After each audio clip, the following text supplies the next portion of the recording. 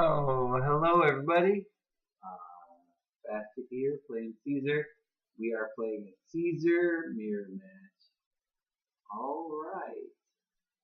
Interesting. Okay, so the key to this match is going to be using his ignore stun guard on basically as much as possible to try to win beats directly. Um, Generally speaking, Caesar's pretty slow. Well, I mean, it's a mirror match.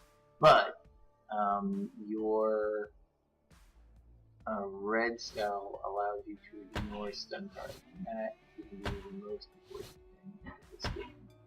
Also, it reduces damage as well, so it's going to be very powerful and very useful. And I think because he has his dodge down and I don't, I'm actually going to dodge this first turn. I'm going to use bulwark dodge. This will allow me to get whatever board position I need, and then hopefully after that I can set up for using my red style. Yeah, red in this game is going to be all about inevitable. Inevitable is going to allow me to ignore his stun guard, and also reduce his power so that I can straight win beats. And in this mirror match, it's going to be really important to try to win 1 or 2 beats straight up. He also is using Endless Vigil, which is a really fun and interesting finisher, but it also kills you after a couple turns. So I might win that way. Done it before. Yeah, anyway. Looks like he's anti-prior, so it looks like he's going to world speed, which is actually perfect for me. There we go. He's doing inevitable. Actually, this means I get to corner him, which is pretty good. I'm going to advance. Wait. Oh yeah, I'm going to advance 2. And then he will advance 1 with drive and corner himself. To note, he doesn't have force to anti-priority and I do. So I think if I do inevitable something, like inevitable, might even be able to do inevitable suppression with priority and you can't dodge me after the dudes and stuff. I hope that's the case. We'll see. We will see. So let's look at his pairs. Well, not good. He's gonna have minus priority with all of his attacks. His fastest attack will be. His grasp is actually down, so his fastest attack will be 3. So yeah, I outspeed everything with my inevitable suppression. Inevitable suppression is 2. All I have to do is answer 2 priority, and I outspeed all of his moves. Yeah, perfect. Yep. Now he could go fuel here, which would give him the. Which actually be a really good move.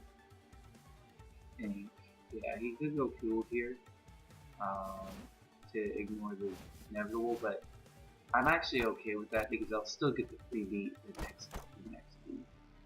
So we'll do inevitable suppression. And we're going to anti-priority. This will outspeed everything, and I will hit him and ignore stun guard. The one move out here he could do is fuel, which would give him stun immunity, so that the ignore stun guard wouldn't actually stun him, and you could strike him back, do something like fuel strike. Would be really good.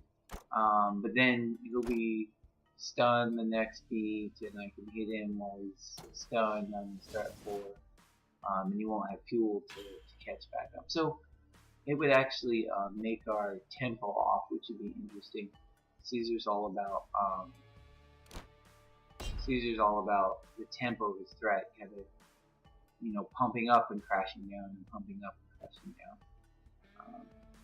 So it would be interesting if we got off tempo here, kind of go on parallel paths. But yeah, this should be a really great beat for me. I should be able to straight outspeed him here and reduce his damage from next beat. So fuel would be the best move my opponent could do. We'll see what he does. He doesn't do fuel. Alright, well, we'll outspeed him and stun him. Alright. Attack.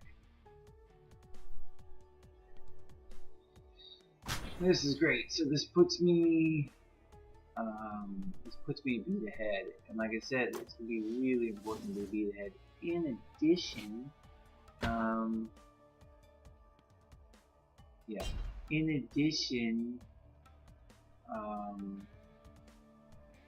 in our payoff beat, he actually has -2 power because of him.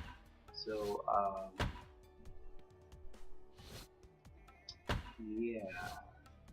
So, I'm going to just try to pay off this beat. He could dodge me, which I'm actually fine with. If he fuel dodges me, he can't actually jump over me, so I'm going to do Unstoppable Strike, I think. Yeah, I want to do as much damage as I possibly can, so Unstoppable Strike it is. Yeah. I think he probably wants to dodge me this beat. Maybe, but if he does fuel dodge, fuel will make him level 4 and it won't allow him to dodge me because when you're at level 4 you can't move past your opponent, prevents you from dodging. So he can't really fuel dodge here, so he just has to trade, and if he trades he'll get ahead because of my next one. So, yeah, this is a kind of a cascaded couple turns really tear down, and it's interesting. This is an example of how you can really set up multiple turns. You get that dodge. The dodge put me in the positioning where it's cornered. That meant I could do the nebula suppression. Nebula suppression led to this beat where you have to dodge again, and yeah, just a whole cascade of things. I'm actually going to burst here. He's going to be stunned because he just did fuel. And I want to do burst because I want to get into a better forward position.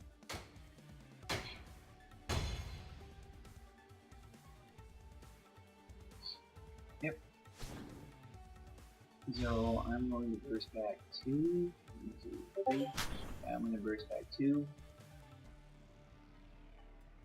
Yep. And I will hit him just for 4, I guess, because we soak 2. Cool. This gets me into a better board positioning, so next turn when he tries to, I'll be stunned the next beat with soak. I can do something like burst to make it so that he misses. Yeah. So yeah, I've gotten.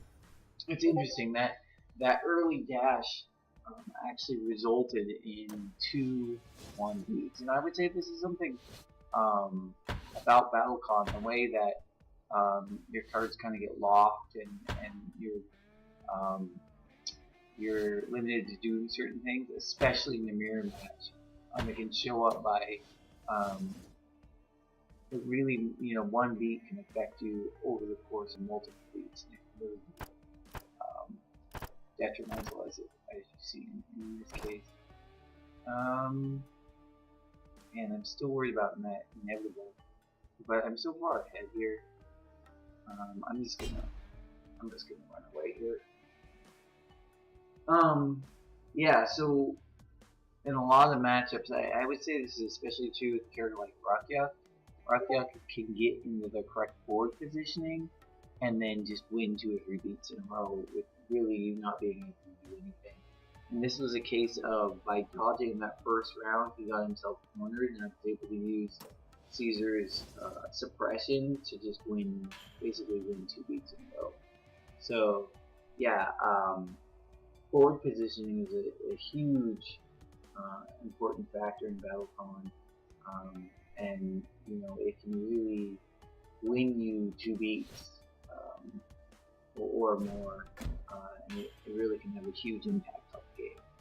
And this game is a good example of that, where that first move really kind of messed up all my 2 moves for my opponent.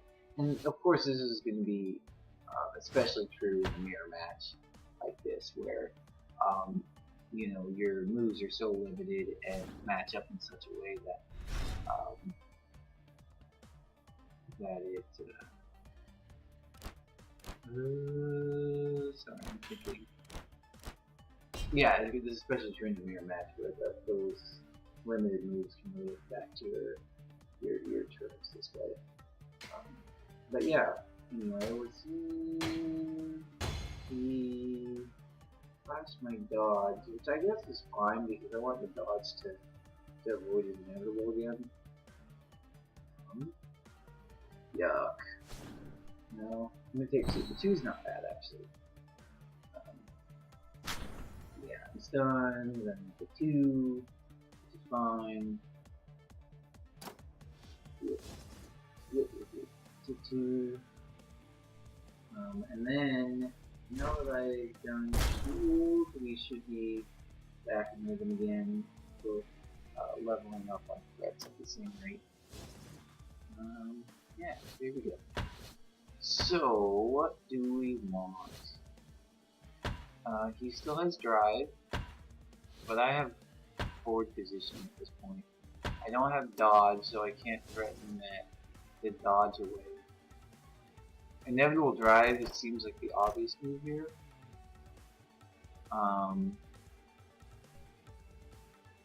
Yeah, inevitable drive seems like the obvious move.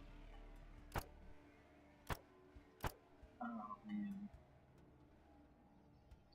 I'm gonna do switch dodge. I'm gonna continue to try to make distance between us. The reason I'm doing this is I'm expecting inevitable drive, and I don't really want to go through a class chain, and I want to gain force advantage. This dodge should dodge every move that he can do here, and I should be able to put myself in good position. In addition, I'm going to anti-priority here to scare my opponent into anti-priority, because he's going to think that I'm playing inevitable dodge, or sorry, inevitable drive. And so by anti-priority here, I can actually get my opponent to anti-priority. And because I am doing switch, I will actually gain 2 force at the end of this turn and basically be neutral on my priority, where he's actually losing out on priority and will be behind after this turn. And I might be able to do the same thing I did last turn, where I can get a free beat on him because he just can't beat my pair plus an additional speed. Yeah, that's fine. You can only close 2, so I can run 3 away, and then you can close 2. Actually, I can advance 2.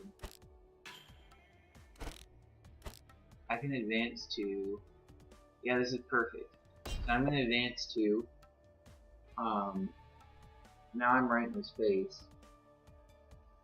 My opponent will miss with burst, and I get to maintain a favorable position with Cesar, which is nice and close.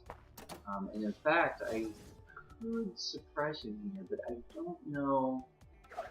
You might be able to do something like inevitable grasp, which is speed 5. Yeah, he could inevitable grasp in here. I wonder if he would do inevitable grasp. It's interesting. He hasn't valued grasp's full game. So, if he does inevitable grasp, it would be speed 5. So I can do inevitable strike, or inevitable. I can do inevitable drive, which is an anti the speed to make it speed 6, which should outspeed everything he can do here. Yep. because he doesn't have the priority. So by ending that priority last turn, I was able to get him to run out of the priority, so he can't counter anti my speed here, which means I can guarantee my speed on the speed. Now he could dodge me here, which is fine actually, because I'll be able to close with drive and continue to be in favorable board positioning. If I do suppression, he can outspeed me with grass, which is why I'm not doing this turn. Last time when my opponent tried to dodge in this case, I did do suppression, and I was able to lock him in the corner, so maybe he'll be afraid of the dodge, but we'll see what happens this week. I mean, I think it's another, like, fuels, you could do fuel something to get the payoff, and I'm okay with that, even though he gains stun immunity. Even though he would gain stun immunity and he would trade, and then the next week he would be stunned and would get to trade again, or hit again. So, let's see what happens here. We will see. Yeah, so he did do inevitable grasp. It's a good thing I didn't use suppression speed. Suppression would have been outspeeded by his grasp. So by doing inevitable drive with the priority, I was able to outspeed him. In this example, I anteed the priority last beat to set up for this beat. So, you know, priority is actually one of your big tools for bluffing and manipulating your opponent. You can do especially priority, and depending on the matchup. Often when you ante priority, it forces your opponent to counter ante in some way, and so yeah, you can really kind of manipulate your opponent into a bad position by using your let's see, I want to set up my forward position afterwards, so to be forward, or I can just go with the trades here. That's fine. We'll do it and stop it. Yeah, so you can really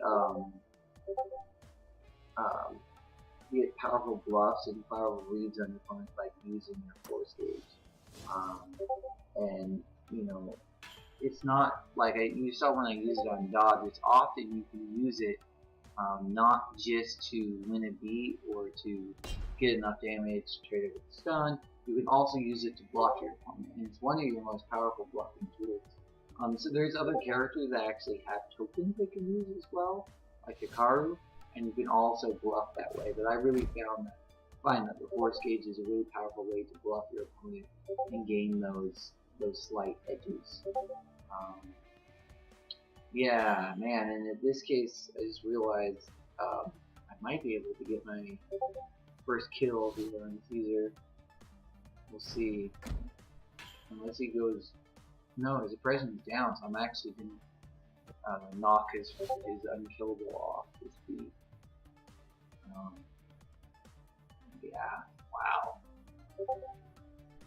Yeah, so, yeah, there was a couple things that I used to win this mirror match. One, I used positioning to win those 2 early beats, and then 2, I used my force gauge as a tool to bluff my opponent into using his force gauge, and then just straight winning beat when his force gauge is out. And you can do that by gaining force advantage through the use of switch, or some characters actually gain force, such as 7. And then you're able to use the force gauge as your tool to manipulate your opponent in bad situations. So let's see, he could do... Oh yeah, I was gonna say, I can't even attack this beat anyway, because I'm in the stun. He might go for Endless Vigil here, which makes all of his threats double, so he has like double power and double stun guard. But once he reaches 4 counters, then he dies. So you can definitely end this video here, but it is pretty risky. I think I'm going to just kind of stick with my standard plan here, which is to do fuel, and then either fuel burst or fuel dodge. In this case, I'm going to use fuel burst. Actually, you know what? He's stunned as well, so I can just do like fuel grasp just to get rid of my grasp. Yeah, I'll do fuel grasp to get rid of my grasp.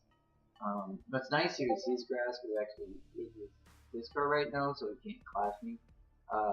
Grasp is one of Cesar's weakest moves because you're generally always going to be slow. I guess in the mirror you could use Grasp to win a beat, especially when you get 2 lives, so maybe anti-Grasp goes wrong, but typically Cesar wins meets by trading, not by outspeeding, so for that reason Grasp is usually pretty weak for Cesar because you want to trade. Yeah, I think he's also going to fuel something. Failing stars. Okay. Cool.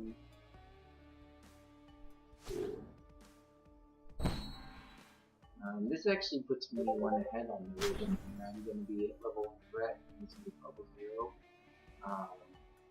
Which doesn't seem significant, but it is pretty significant. That 1 additional power might be enough for me to get over something like Endless Vigil, which is so poor. If I can hit for 5 damage or guaranteed 5 damage next beat, I might be able to steal the win here. Ooh, he dodges. Ooh, man, that is real risky. And actually, I think. Oh no, he's got inevitable. Man, I'm worried about it. I was gonna say, I think I have a guaranteed win here with,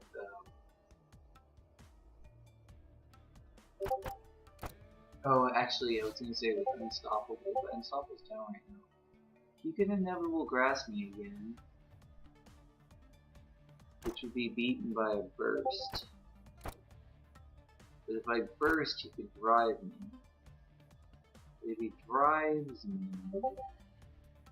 I can use Phalanx. No, yeah. I could use Phalanx.